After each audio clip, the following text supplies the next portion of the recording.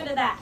Well, if you're gonna, let's say, go to the bathroom on this post here, you only have a little bit small space in order for another wolf or another dog to come along and actually smell it and find it and say, oh, I'm in somebody else's territory.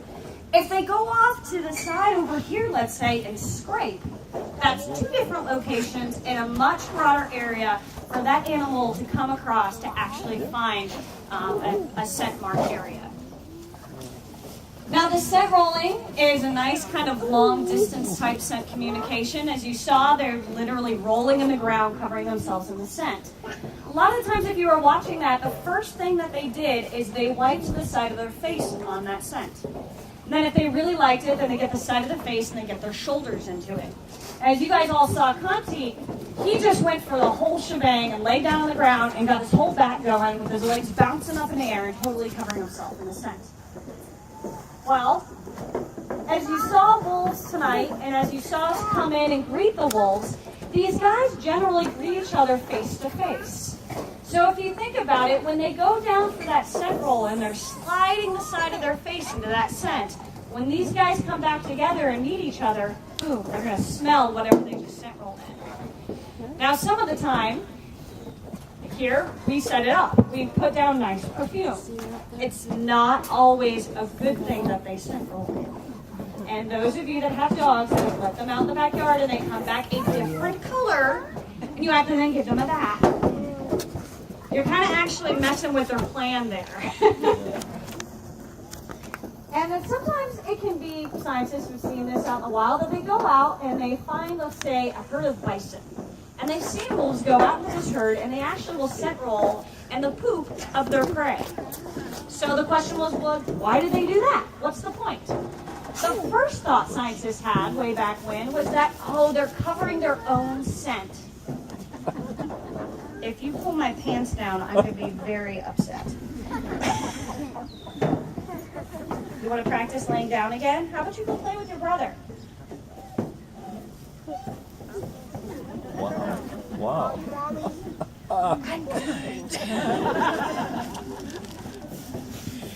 Let's see how long that one lasts. So they were looking at it and they're going, okay, they're covering their own scent. They would do that so that the bison can't detect that they're in the middle of the herd, and it would make them easier to go hunting if they didn't smell like wolves. Well, there's a slight problem there. And the problem is that bison are 2,000 pounds and are taller than I am standing up. Huge animals. Wolves, this size, 100 pounds the most. 2,100. Bison seem kind of stupid, like kind of sometimes cows do, but they're not that dumb. They're going to be able to see the size difference of a wolf and a bison. That wasn't really panning out. And it didn't, from their observations and watching that, actually work to the wolves' advantage in catching a bison. They didn't catch a bison more often when they scent rolled in their poop than they did when they didn't. So then they watched the wolves for a little bit longer. And this is the great thing about science and watching and learning. Why do they howl? Why do they scent roll? Why do they pee on things? Why do they, make themselves smell like different stuff in their environment? It's because you have to look at a big picture. If you look at one single instance, you can very easily misconstrue what's going on. Just like the howl. If we were just to hear one howl, and that was it, and we came up with a conclusion of why that wolf howled at that moment, we might actually get it wrong, because we can't look at the very moment. We have to look at the before, during, and after. We have to look at the behaviors that are going on. What is the relationship with the pack member? Is there a pack nearby?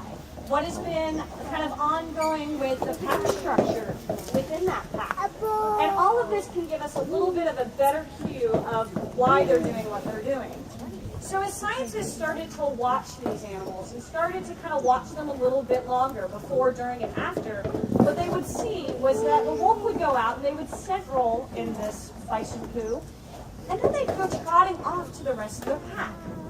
Now again, if they're rubbing the side of their face in that stuff and they're coming home, boom, the other pack members are going to smell that smell. And by kind of going through and learning what this smell is, what it means, oh, it's food, it is possible that a wolf can lead the rest of their pack back to where the herd is and say, okay, hey, I found food, here's its droppings, I smell like it, let's go eat, I'm hungry. So, and this is of course theorizing, but it is possible, and they can carry that scent long distance to communicate to the rest of their pack members. Now for us, and our purpose, and then smelling like perfume, it's a lot easier than putting down bites. We don't want that. Hi. Do you guys want to try another howl? Yeah. Okay. Well, Pat gave you guys a pretty good idea on how to howl. Make an O with your lips and choose the tone of your choice. I'm going to give you a couple of hand gestures. I'm going to raise my arms if I need you to be louder. Lower my arms if I need you to be softer. And then I'm going to... Hi. I'll trade you. How about that for this? Ooh, that was worth it, huh? Yeah, you almost broke that. Amanda would be very angry. Oh, thank you. There you go.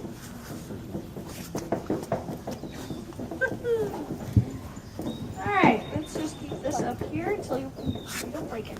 All right, and then, so then when I give you the off signal, here's a hint. Don't all stop at once. Go ahead and finish the breath that you're on, and then we're all going to stop and listen. Because if you all howl, and then all of a sudden go, woo, the wolves are going to look over here and go, I don't know what killed that pack over there, but I don't want it coming over here.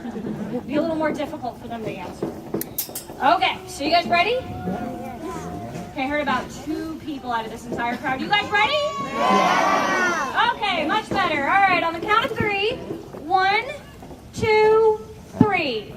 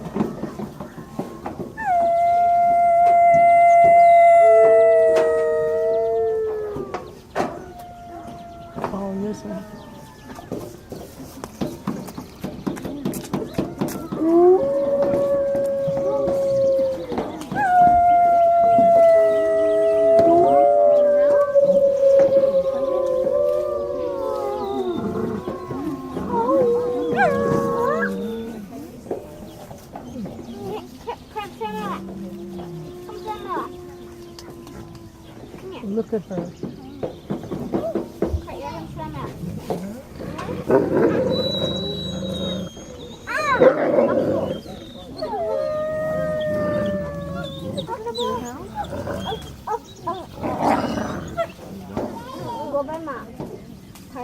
Well, good job. You actually got all 3 of these guys going. Give yourselves a round of applause there.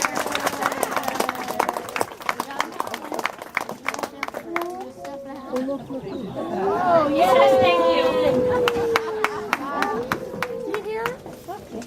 Now, you guys got to see a little bit of kind of a couple of different things there. You got to see them kind of listen to us howl, and then all of a sudden we got East Lake going. You guys got to hear the ones across the pond. What did these guys do when they heard it? They stopped and they looked at where that other howl was coming from. So we're taking not only just, that different howls that you guys heard about tonight, you're also now combining that with the different behavior that you got to see and how they communicate. And then there at the very end, you got to see them actually do a small itty-bitty little rally together. You saw how Fiona came and she joined her two brothers, and she howled and they grumbled. But it was a little beginning of a rally. So, you know, as Pat was kind of saying, if you recognize my voice and you hear me, come howl with me. You guys are making it very difficult. Go lay down. And if you don't recognize my voice, stay away. And what did they do? This little pack kind of came together and howled together. You also got to see some of that other kind of body language behavior. You got to see Conti be a little bit dominant. You saw how he stood tall. His tail came straight out. He growled a little bit and did what we call an agonistic pucker. He kind of puckered up that upper lip a bit. And what did Bisho do? Didn't do a full submit, but you know, he didn't fight his brother back yet either. So, well, I have talked to you guys for quite a while, and I bet there are questions that you have that I haven't, you know, addressed or you guys would like to ask. So I'm going to start at this end of the bleachers and work my way down. But if you have a question, raise your hand, and I'll do my best to try and answer it. All right, how about this section? Anybody have a question? How old are these pups? They are a little over a year. So these guys are the youngest wolves we have here. If you were here last year and you saw itty bitty puppies, that's these guys. Yeah, they grew fast. And they're not done. We have 8 over on the front. So we have a total of 11 wolves here at the park. All right, how about over here? Come on.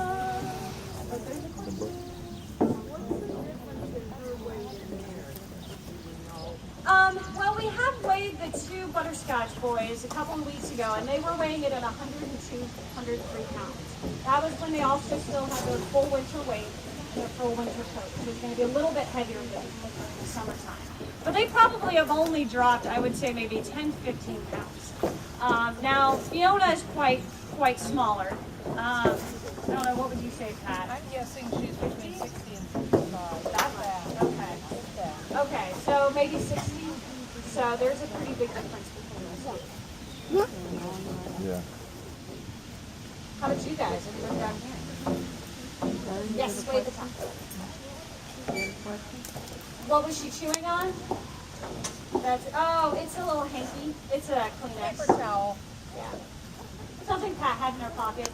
Possession is 9/10 the law. If we have it, like this power pack, they want it. You have another one? How many what? Foxes? We have 2 red foxes and 3 gray fox kits. So 5 altogether, but 2 different species. Let me see if there's other questions, and I'll come back to you. I'll make my way back down again. How long do they live?